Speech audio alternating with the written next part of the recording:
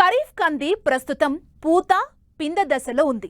పంట తయారయ్యే సున్నితమైన ఈ దశలో వివిధ రకాల పురుగులు పంటపై దాడి చేసే ప్రమాదం ఉంది. ఇప్పటికే చాలా చోట్ల మారుక మచ్చల పురుగు, శనగపచ్చ పురుగు ఆశించినట్లు శాస్త్రవేత్తలు గుర్తించారు. వీటి వల్ల తీవ్ర నష్టం జరిగే ప్రమాదం ఉంది. వీటి నివారణకు సత్వరమే చేపట్టాల్సిన సస్యరక్షణ చర్యల గురించి తెలియజేస్తున్నారు వరంగల్ ప్రాంతీయ వ్యవసాయ పరిశోధనా స్థానం శాస్త్రవేత్త డాక్టర్ ఎం మధు.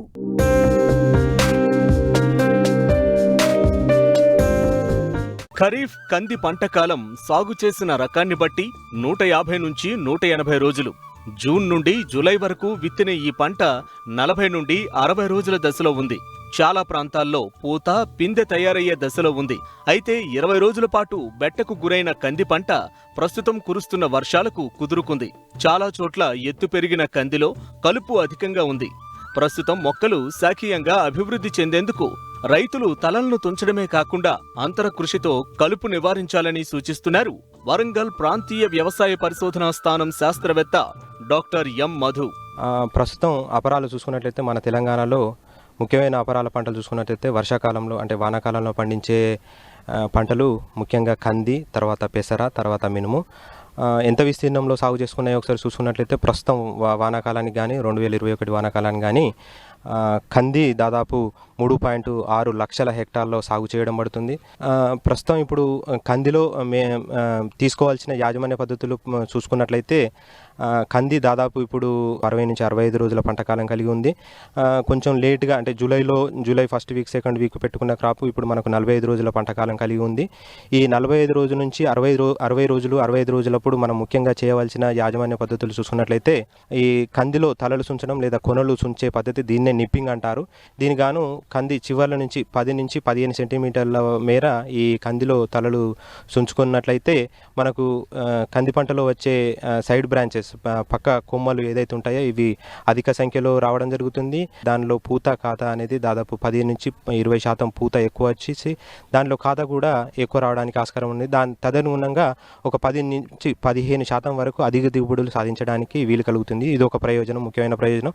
అలాగే మనకు ఇప్పుడు కందిలో వర్షాలు బాగా పడుతున్నాయి కనుక మనకు ముఖ్యంగా కందిలో స్పేస్ ఎక్కువ ఉండడం వల్ల సాలుకు మధ్య దూరము దాదాపు సహజంగానే గడ్డి అనేది చాలా పడడం జరుగుతుంది. కలుపు ఇమజితాపైర్ అనే మందు దాదాపు 300 మిల్లీలీటర్లు 1 ఎకరానికి పిచికారీ చేసుకోవాలి 200 లీటర్లలో కలుపుకొని. అంతేకాకుండా ఒకవేళ గడ్డి జాతి కలుపు ఎక్కున్నట్లయితే క్విజలోఫాప్ ఇథైల్ 400 మిల్లీలీటర్లు 200 లీటర్లలో కలుపుకొని 1 ఎకరానికి పిచికారీ చేసుకోవాలి. ఒకవేళ క్విజలోఫాప్ ఇది కాకుంటే ఇంకా ప్రొఫాక్విజాఫాప్ అని దొరుకుతుంది. ఇది మార్కెట్లో ఏజిల్ అనే ట్రేడ్ నేమ్తో దొరుకుతుంది. ఇది ప్రొఫాక్విజాఫాప్ అయితే 250 మిల్లీమీటర్లు 1 ఎకరానికి అనగా 200 మిల్లీలీటర్లో కలుపుకొని పిచికారీ చేసుకోవాలి. మనకు ఒకవేళ కాంబినేషన్లో కూడా ఇమజితాపైర్ ప్లస్ క్విజలోఫాప్ ఇథైల్, ఇమజితాపైర్ 300 మిల్లీలీటర్లు లేదా క్విజలోఫాప్ ఇథైల్ 400 మిల్లీలీటర్లు కలిపి కూడా చేసుకున్నట్లయితే సమర్థవంతంగా అన్ని రకాల గడ్డి జాతులు అదుపులోకి వస్తాయి.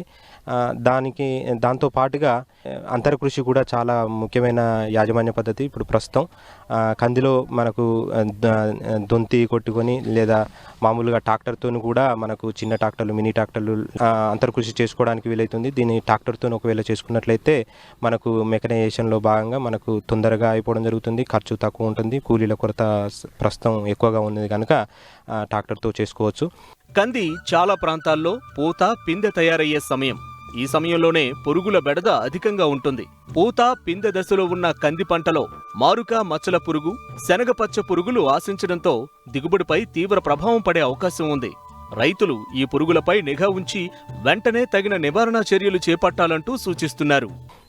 అలాగే ఇప్పుడు మనకు కందిలో రాబోయే కాలంలో అంటే దాదాపు ఇంకొక మనకు అక్టోబరు చివరి వారం నుంచి తర్వాత నవంబర్లో ముఖ్యంగా ఎక్కువగా పూత మనకు పింద దశ నుంచి పూత దశలో రకరకాల పురుగులు రావడం జరుగుతుంది. దానికి తదనుగుణంగా రైతులందరూ జాగ్రత్త వహించి సరైన సస్యరక్షణ చర్యలు చేపట్టాలి. ముఖ్యంగా దీంట్లో చూసుకున్నట్లయితే పేనుబంక, తామర పురుగు ఇవన్నీ వస్తూ ఉంటాయి. దీనికి గాను మనము పేనుబంకకు క్లోరోపైరిపాస్ 2.5 మిల్లీలీటర్లు లేదా మోనోక్రోటోఫాస్ 1.6 మిల్లీలీటర్లు ఏదైనా ఒకటి పిచికారీ చేసుకోవాలి.